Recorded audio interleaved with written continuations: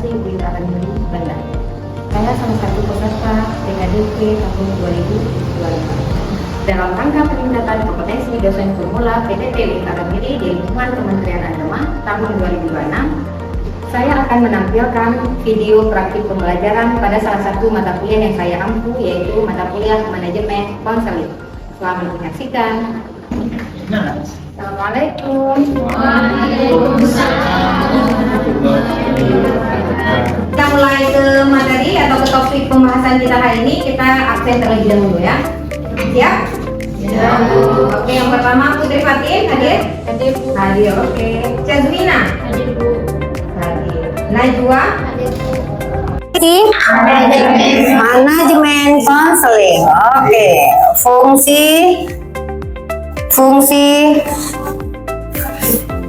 mana? Sebelum kita masuk ke fungsi-fungsi manajemen konseling, ada yang masih ingat nggak materi sebelumnya terkait dengan manajemen konseling itu sendiri? Materi manajemen konseling adalah proses pengelolaan layanan bimbingan dan konseling yang meliputi perencanaan, keorganisasian, pelaksanaan, dan evaluasi. Nah, yang bertujuan mencapai tujuan membantu individu berkembang secara otomatis. Nah, diharapkan kalau untuk mata kuliah manajemen itu diharapkan siswa mampu menganalisis fungsi-fungsi manajemen, prinsip pengorganisasian, dan kerjasama profesional dalam layanan bimbingan dan konseling. Ini salah satu CPMK dalam mata kuliah manajemen konseling. Jadi tadi kita masuk ke fungsi-fungsi manajemen ya. Jadi sub CPMK dari fungsi-fungsi manajemen itu sendiri, kalau di dalam mata kuliah manajemen konseling itu masuk ke sub CPMK 3. Mahasiswa mampu menganalisis fungsi perencanaan dari pembelajaran apa? Pembelajaran dari materi manajemen konseling, atau di sini karena kita masuk ke fungsi-fungsi manajemen, jadi apa yang diharapkan? Pertama apa? Mahasiswa mampu pengertian. Ya, mahasiswa pelaksanaan. Setelah kita melakukan perencanaan, pengorganisasian, kita sudah menentukan nih siapa yang akan melakukan programnya atau melaksanakan program. Kemudian yang ketiga, setelah kita susun atau setelah kita rencanakan, maka kita melaksanakan layanan yang sudah kita berikan. Bukan yang kita berikan, tapi yang kita susun atau yang kita buat. Kemudian yang terakhir, evaluasi. Itu hambatan gitu, sehingga perlu kita lakukan evaluasi. Ada yang kurang, maka kita perlu perbaiki. Apa fungsi dari manajemen? Oke. Fungsinya ada planning, jadi bentuknya atau tindakan guru BK kalau planning itu yaitu mengumpulkan data siswa. Yang tadi kemudian kontrol, memantau kehadiran dan perkembangan dari siswa. Jadi untuk ini bukan hanya konseling individual aja ya, tapi berbagai layanan bisa kita lakukan. Kira-kira manfaat dari manajemen konseling itu sendiri apa? Pertama, dengan adanya manajemen konseling, layanan akan lebih ya. Harusnya dia sudah paham gitu pentingnya guru BK di sekolah. Kemudian data siswa kurang lengkap. Nah, sekarang itu kadang-kadang kan data siswa ya sudah seperti itu tanpa misalnya direkap di dalam satu tempat, saat kita butuhkan kita bisa mengambil atau mencari. Adanya kerjasama antara guru, baik itu guru BK atau wali kelas atau pihak sekolah dengan orang tua, sehingga orang tua jika anaknya bermasalah dia akan tahu gitu.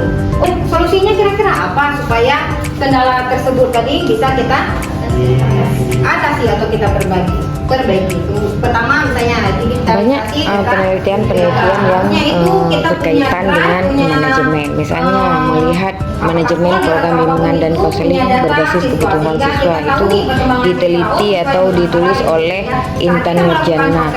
Jika dikaitkan dengan moderasi beragama, maka materi fungsi dari manajemen itu mulai dari perencanaan, pengorganisasian, pelaksanaan, dan evaluasi itu bisa kita kaitkan. Dimana kalau dalam perencanaan itu dalam konseling itu perencanaan dilakukan untuk menyusun tujuan, program, dan juga strategi layanan yang akan kita lakukan. Sedangkan jika dikaitkan dengan moderasi beragama, maka nilai moderasi beragama itu bisa kita terapkan dengan apa? Dengan merancang layanan yang inklusif, di mana kita bisa menghormati keberagaman agama dan keyakinan, serta kita bisa menghindarkan sikap-sikap yang diskriminatif.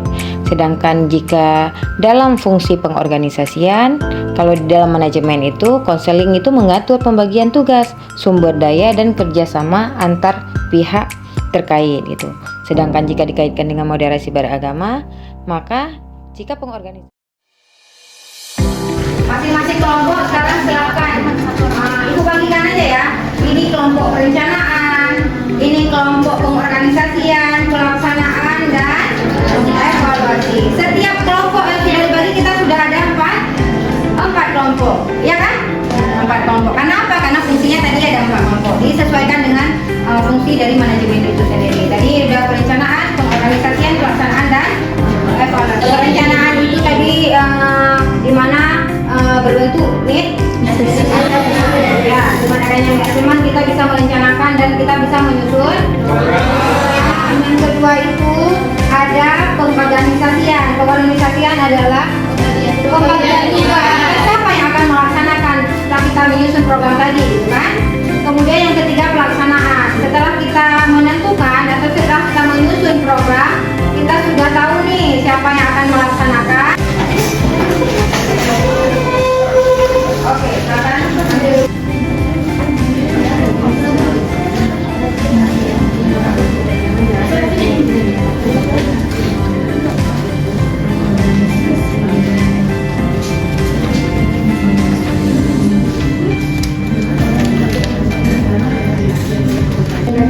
Tulis sih kalau nggak nampak.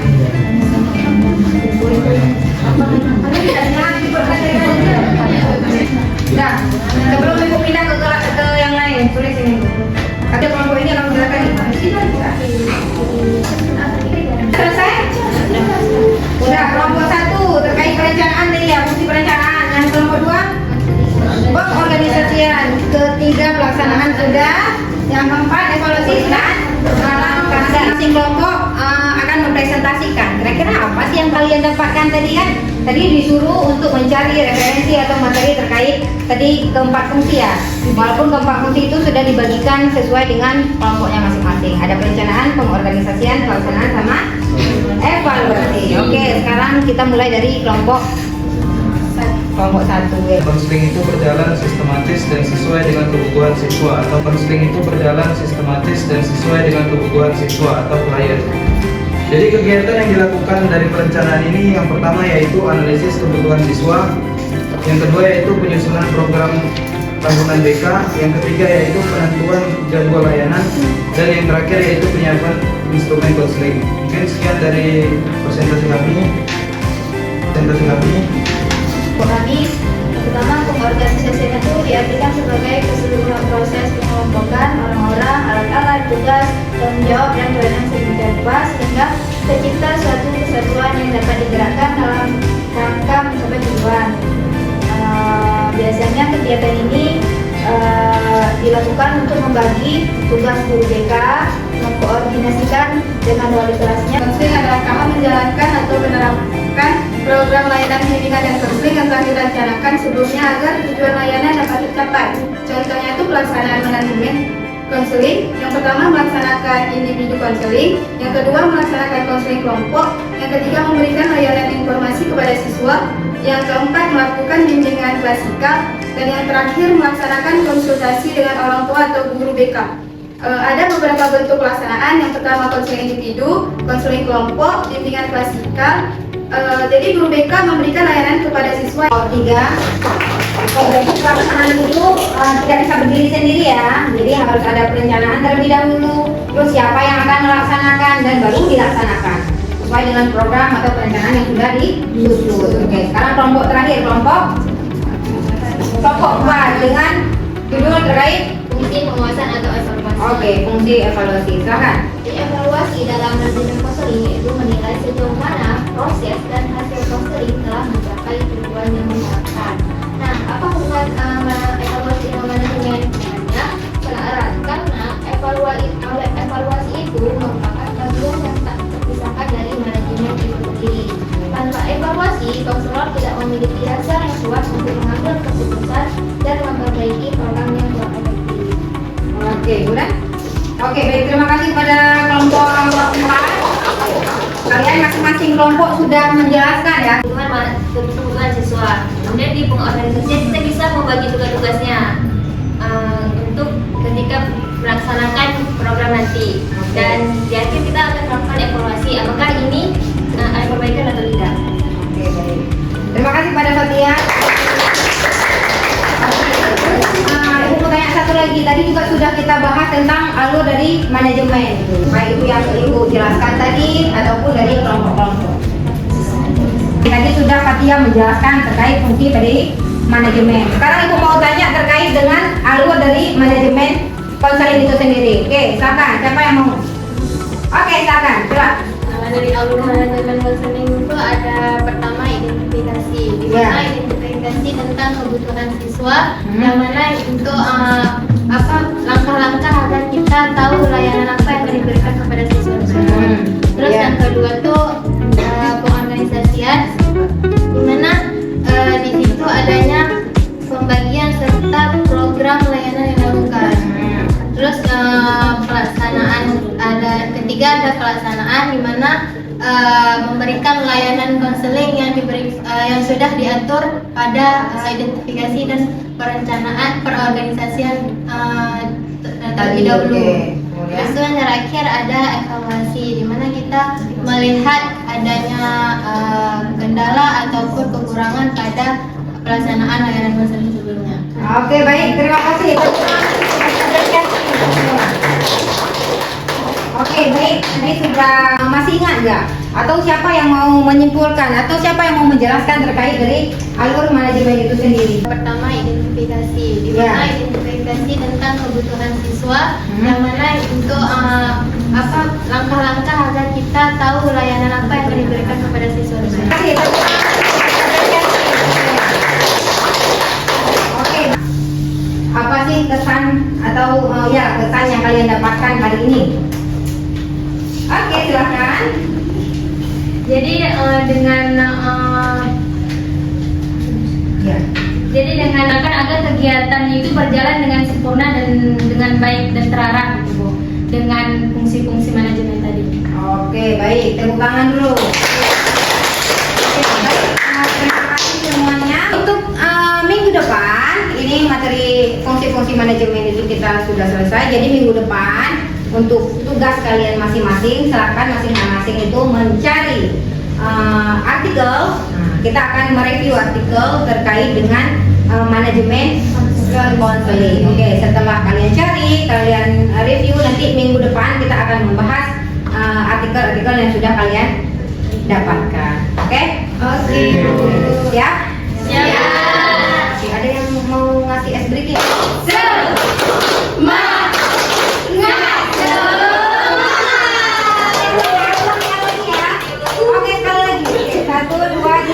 Jadi untuk sesi kelanjutan, mari kita bersama-sama tepuk semangat kawan-kawan. Itu 1, 2, 3, tepuk semangat.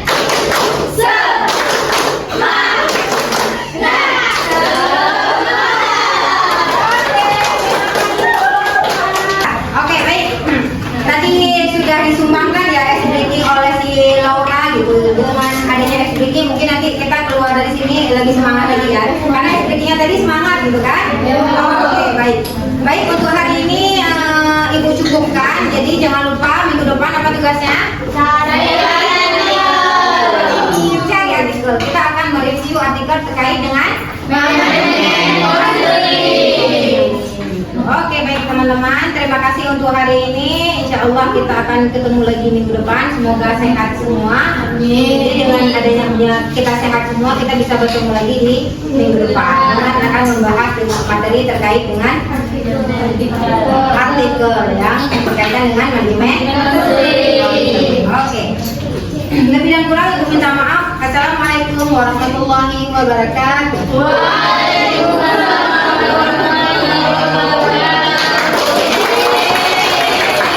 Baiklah, itulah sekian penampilan dari video praktik pembelajaran. Semoga video itu bisa menjadi manfaat untuk pembelajaran ke depan. Sekian, terima kasih. Assalamualaikum warahmatullahi wabarakatuh.